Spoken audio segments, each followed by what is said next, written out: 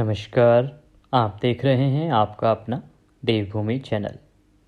इस वीडियो में आज हम श्रवण करेंगे श्रीमद् भागवत पुराण का प्रथम अध्याय। आज से श्रीमद् भागवत पुराण का कथा श्रवण आप सुनेंगे। इसके लिए ज़रूरी है कि आप शांत चित्त होकर अपना स्थान ग्रहण करें। देखिए, अभी जो मास स्टार्ट हुआ है इसको कहते हैं मार्गशीर्ष। मार्गशीर्ष मास जो है, इसका नाम किस प्रकार से, देखिए किसी भी हिंदी जो महीना है उसका नाम निर्धारित होता है पूर्णिमा में आने वाले नक्षत्र के अनुसार। मार्गशीर्ष जो मास है ये भगवान श्री कृष्ण का परम प्रिय मास है। इसके लिए श्रीमद् भागवत पुराण में स्वयं भगवान श्री कृष्ण अर्जुन को कहते हैं कि मार्गशीर्ष मास मेरा ही एक रूप है। इसीलिए इस महीने में हमें भगवान श्री कृष्ण की भक्ति करनी चाहिए, भगवान श्री कृष्ण के धाम का दर्शन करना चाहिए। इसका वर्णन हम प्रतिदिन आपको कर ही रहे हैं। जब से मार्गशीर्ष मास आरंभ हुआ है तब से आप सुन रहे हैं मार्गशीर्ष मास का महात्म्य, और उसमें ये सभी वर्णन आप प्रतिदिन सुन रहे हैं। इस महीने में जो भगवान श्री कृष्ण कहते हैं कि श्रीमद् भागवत गीता पुराण सुनने का अति महत्व है।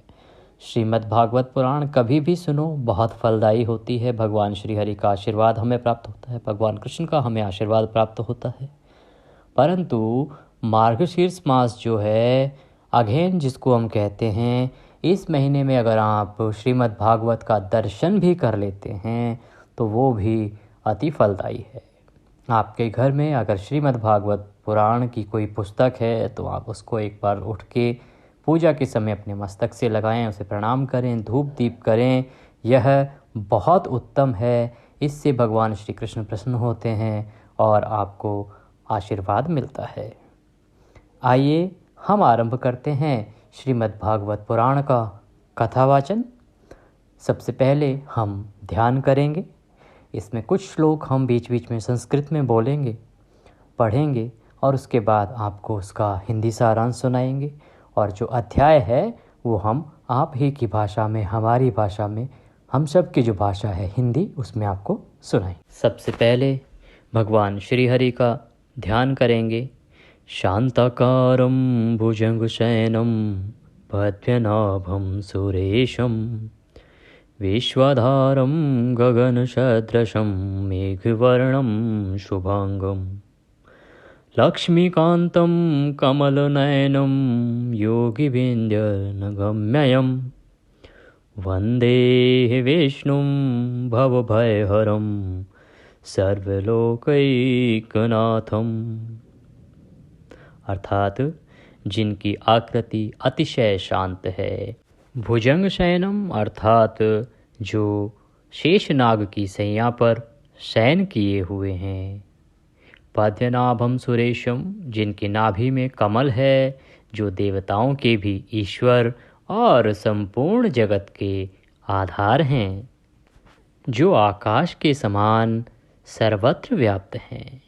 नील मेघ के समान जिनका वर्ण है, अतिशय सुंदर जिनके संपूर्ण अंग हैं, जो योगियों के द्वारा ध्यान करके प्राप्त किए जाते हैं, जो संपूर्ण लोकों के स्वामी हैं, जो जन्म मरण रूप भय का नाश करने वाले हैं।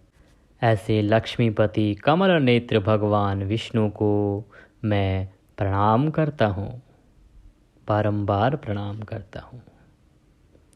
हम भगवान श्री हरि को बारंबार प्रणाम करते हैं, ईश्वर से प्रार्थना करते हैं कि श्रीमद् भागवत पुराण का पाठ जो हम आज से आरंभ कर रहे हैं वो हमें आशीर्वाद दें कि हम इसे सफलतापूर्वक पूरा कर सकें और उनका आशीर्वाद हमें प्राप्त हो।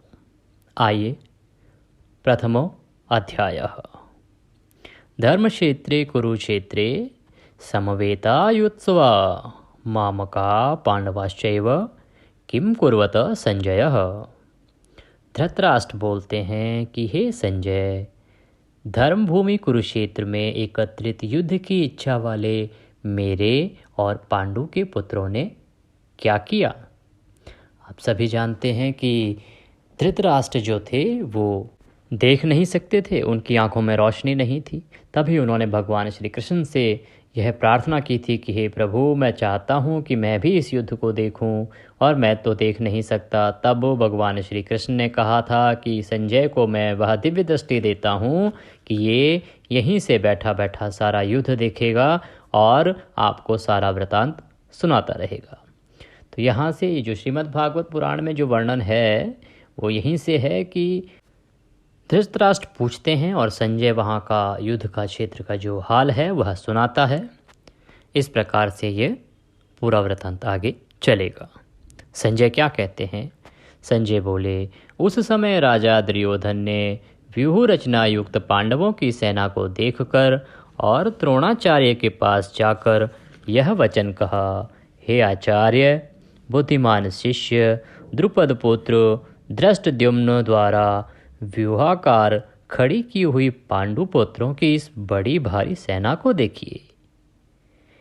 इस सेना में बड़े बड़े धनुष वाले तथा युद्ध में भीम और अर्जुन के समान शूरवीर सात्यकी और विराट तथा महारथी राजा द्रुपद, धृष्टकेतु और चेकितान तथा बलवान काशीराज, पुरुराजित कुंतीभोज और मनुष्यों में श्रेष्ठ सैव्य, महापराक्रमी युद्धमन्यु तथा बलवान उत्तमौजा सुभद्रा पुत्र अभिमन्यु एवं द्रौपदी के पांचों पुत्र, ये सभी महारथी हैं।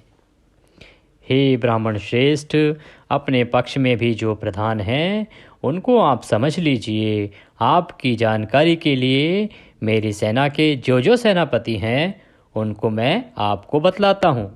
प्रकार से यहाँ पर जो धृतराष्ट्र हैं उनको संजय बता रहे हैं कि उनका पुत्र दुर्योधन किस प्रकार से पांडवों की सेना को निहारता है और उसका वर्णन करता है, आचार्य से बात कर रहा है और फिर वो अपनी सेना के बारे में आचार्य को बता रहा है। कहता है कि आप द्रोणाचार्य और पितामह भीष्म तथा कर्ण और संग्राम विजयी कृपाचार्य तथा वैसे ही अश्वत्थामा विकर्ण और सोमदत्ता पुत्र भूरिश्रवा और भी मेरे लिए जीवन की आशा त्याग देने वाले बहुत से शूरवीर अनेक प्रकार के शस्त्रास्त्रों से सुसज्जित और सब के सब युद्ध में चतुर हैं। भीष्म पितामह द्वारा रक्षित हमारी वह सेना सब प्रकार से अजेय है और भीम द्वारा रक्षित इन लोगों की यह सेना जीतने में सुगम है। इसीलिए हे आचार्य, सब मोर्चों पर अपनी अपनी जगह स्थिर रहते हुए आप लोग सभी निसंदेह भीष्म पितामह की ही सब ओर से रक्षा करें। कौरवों में वृद्ध बड़े प्रतापी पितामह ने उस दुर्योधन के हृदय में हर्ष उत्पन्न करते हुए उच्च स्वर से सिंह की दहाड़ समान गर्जना करके शंख बजा दिया। इसके बाद शंख और नगारे तथा ढोल, मृदंग और नरसिंघे आदि बाजे एक साथ ही बज उठे। उनका वह शब्द बड़ा भयंकर हुआ। इसके अनंतर सफ़ेद घोड़ों से युक्त उत्तम रथ में बैठे हुए श्री कृष्ण महाराज और अर्जुन ने भी अलौकिक शंख बजाया। श्री कृष्ण महाराज ने पांचजन्य नामक, अर्जुन ने देवदत्त नामक और भयानक कर्म वाले भीमसेन ने पौंड्र नामक महाशंख की ध्वनि की। कुंती पुत्र राजा युधिष्ठिर ने अनंत विजय नामक और नकुल तथा सहदेव ने सुघोष और मणिपुष्पक नामक शंख बजाए। इस प्रकार से शंख ध्वनि हुई और शंख ध्वनि जो है वो युद्ध आरंभ होने का और युद्ध की उद्घोषणा होती थी।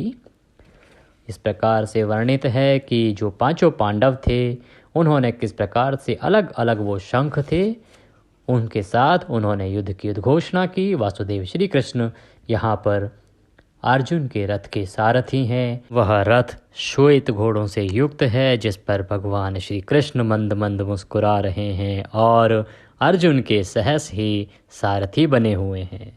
श्रेष्ठ धनुष वाले काशीराज और महारथी शिखंडी एवं धृष्टद्युम्न तथा राजा विराट और अजय सात्यकी, राजा द्रुपद एवं द्रौपदी के पांचों पुत्र और बड़ी भुजा वाले सुभद्रा पुत्र अभिमन्यु, इन सभी ने हे राजन सब ओर से अलग अलग शंख बजाए और उन भयानक शब्दों ने आकाश और पृथ्वी को भी गुंजायमान करते हुए धृतराष्ट्र के अर्थात आपके पक्ष वालों के हृदय विदीर्ण कर दिए। तो यहाँ पर वो युद्ध का वृतांत सुना रहे हैं कि हे महाराज, इन सब की ध्वनि सुनकर जो आपके पुत्र हैं उसकी ओर के जो सेना वाले हैं उनके जो हृदय हैं उनको इस ध्वनि ने विदीर्ण कर दिया है। हे राजन, इस ओर अर्जुन और श्री कृष्ण का वृत्तांत आरंभ हो रहा है, उसे सुनिए। अर्जुन उवाच। अर्जुन कहते हैं, हे राजन, इसके बाद कपिध्वज अर्जुन ने मोर्चा बांधकर डटे हुए धृतराष्ट्र संबंधियों को देखकर उस शस्त्र चलाने की तैयारी के समय धनुष उठाकर ऋषिकेश श्री कृष्ण महाराज से यह वचन कहा, हे अच्युतः, मेरे रथ को दोनों सेनाओं के बीच में खड़ा कीजिए और जब तक मैं युद्ध क्षेत्र में डटे हुए युद्ध के अभिलाषी इन विपक्षी सैनिकों को भली प्रकार देख लूं, इस युद्ध रूप अपार में मुझे किन किन के साथ युद्ध करना योग्य है, तब तक उसे खड़े रखिए। इस प्रकार यहाँ पर अर्जुन भगवान श्री वासुदेव से कहते हैं कि मेरे रथ को आप दोनों सेनाओं के बीच में ले जाइए। मैं देखना चाहता हूँ कि वो कौन कौन योग्य हैं जिनसे मुझे युद्ध लड़ना होगा। दुर्बुद्धि दुर्योधन का युद्ध में हित चाहने वाले जो ये राजा लोग इस सेना में आए हैं, इन युद्ध करने वालों को मैं देखूंगा।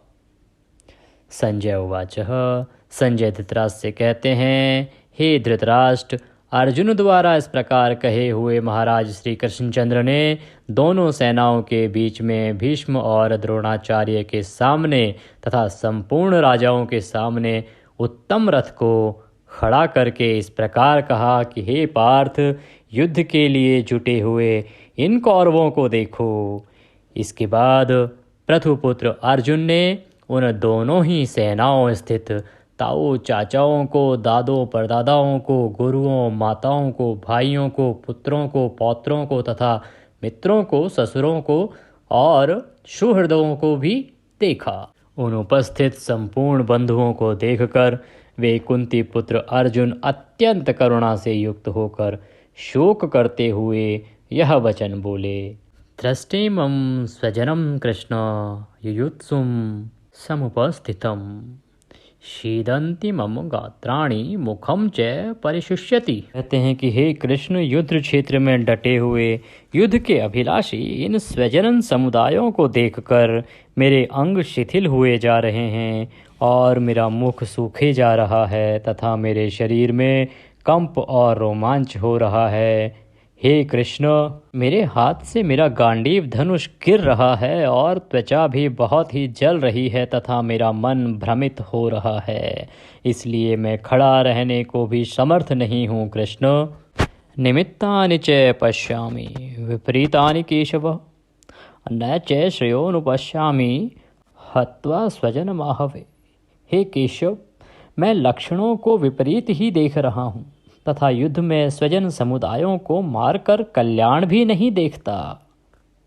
हे राजन, मैं न तो विजय चाहता हूँ और न राज्य तथा सुखों को ही चाहता हूँ। हे गोविंद, हमें ऐसे राज्य से क्या प्रयोजन है अथवा ऐसे भोगों से और जीवन से क्या ही लाभ है। हमें जिनके लिए राज्य भोग और सुख आदि अभीष्ट हैं, वे ही ये सब धन और जीवन की आशा को त्याग कर युद्ध में खड़े हैं। गुरुजन, ताऊ, चाचे, लड़के और उसी प्रकार दादे, मामे, ससुर और पौत्र, साले तथा और भी संबंधी लोग हैं। हे मधुसूदन, मुझे मारने पर भी अथवा तीनों लोकों के राज्य के लिए भी इन सब को मारना मैं नहीं चाहता। फिर पृथ्वी के लिए तो कहना ही क्या है केशव। हे जनार्दन, धृतराष्ट्र के पुत्रों को मारकर हमें क्या प्रसन्नता होगी। इन आताताइयों को मारकर तो हमें पाप ही लगेगा। अतएव हे माधव, अपने ही बांधव धृतराष्ट्र के पुत्रों को मारने के लिए हम योग्य नहीं हैं, क्योंकि अपने ही कुटुंब को मारकर हम कैसे सुखी होंगे। यद्यपि लोभ से भ्रष्ट चित्त हुए ये लोग कुल के नाश से उत्पन्न दोष को और मित्रों से विरोध करने में पाप को नहीं देखते, तो भी हे जनार्दन, कुल के नाश से उत्पन्न दोषों को जानने वाले हम लोगों को इस पाप से हटने के लिए क्यों नहीं विचार करना चाहिए। हे माधव, कुल के नाश से सनातन कुल धर्म नष्ट हो जाते हैं। धर्म के नाश हो जाने पर संपूर्ण कुल में पाप भी बहुत फैल जाता है। हे कृष्ण, पाप के अधिक बढ़ जाने से कुल की स्त्रियां अत्यंत दूषित हो जाती हैं, और हे वार्ष्णेय, स्त्रियों के दूषित हो जाने पर वर्ण शंकर उत्पन्न होते हैं। शंकर कुलघातियों और कुल को नरक में ले जाने के लिए ही होता है। लुप्त हुई पिंड और जल की क्रिया वाले अर्थात श्राद्ध और तर्पण से वंचित इनके पितर लोग भी अधोगति को प्राप्त होते हैं। इन वर्ण शंकर कारक दोषों से कुलघातियों के सनातन कुल धर्म और जाति धर्म नष्ट हो जाते हैं। हे जनार्दन, जिनका कुल धर्म नष्ट हो गया है, ऐसे मनुष्यों का अनिश्चित काल तक नरक में वास होता है, ऐसा हम सुनते आए हैं। शोक, हम लोग बुद्धिमान होकर भी महान पाप करने को तैयार हो गए हैं। जो राज्य और सुख के लोभ से स्वजनों को मारने के लिए उद्यत हो गए हैं। हे केशव, यदि मुझ शस्त्र रहित एवं सामना न करने वालों को शस्त्र हाथ में लिए हुए धृतराष्ट्र के पुत्र रण में मार डालें, तो वह मरना भी मेरे लिए अधिक कल्याणकारी होगा। यहाँ पर जब भगवान श्री कृष्ण रथ को दोनों सेनाओं के बीच में ले गए हैं, तो परम शक्तिशाली अर्जुन उन सेनाओं में अपने स्वजनों को देखते हैं, अपने भाइयों को देखते हैं, अपने पौत्रों को देखते हैं, अपने पुत्रों को देखते हैं, रिश्तेदारों को देखते हैं, और उन सब को देख के वो बहुत इमोशनल, बहुत भावुक हो जाते हैं। भावुक हो के वो अपना गांडीव नीचे रख देते हैं और भगवान श्री कृष्ण से प्रार्थना कर रहे हैं कि इन अपने लोगों को अगर मैं मार के राज्य जीतूंगा भी, तो उस जीत का मैं करूंगा क्या, उस राजपाट का मैं करूंगा क्या, मुझसे ये नहीं होगा। इससे अच्छा है कि मुझ निहत्थे को अगर ये मार भी दें तो मुझे गम नहीं। संजय वाचः, संजय बोले, हे धृतराष्ट्र, रणभूमि में शोक से उद्विग्न मरने वाले अर्जुन का इस प्रकार कहकर बाण सहित धनुष को त्याग कर रथ के पिछले भाग में जाकर बैठ गए हैं। श्रीमद् भागवत पुराण श्री अर्जुन कृष्ण संवादे अर्जुन विषाद योगो नाम प्रथमो अध्यायः संपूर्णः। बोलिए श्री कृष्ण कन्हैया लाल की जय। इसी के साथ यहाँ पर आज हम विराम देंगे। श्रीमद् भागवत पुराण का प्रथम अध्याय यहाँ पे समाप्त होता है। आगे का वृत्तांत कि किस प्रकार से भगवान श्री कृष्ण अर्जुन को समझाते हैं और आगे का वृत्तांत आगे बढ़ता है, ये हम सुनेंगे अगले वीडियो में। आशा करते हैं हमारे द्वारा सुनाया गया यह चरित्र आपको अच्छा लगा होगा। अगर अच्छा लगा तो वीडियो को लाइक ज़रूर करें और कमेंट बॉक्स में जय श्री कृष्णा लिखना ना भूलें। अगर चैनल को अभी तक सब्सक्राइब नहीं किया है तो चैनल को सब्सक्राइब कर लें, ताकि सभी ज्ञान की बातें, सभी सही जानकारियाँ आप तक समय पर पहुँच सकें। इस वीडियो में अभी के लिए इतना ही। अगले वीडियो में फिर होगी आपसे मुलाकात। तब तक के लिए जय श्री कृष्ण।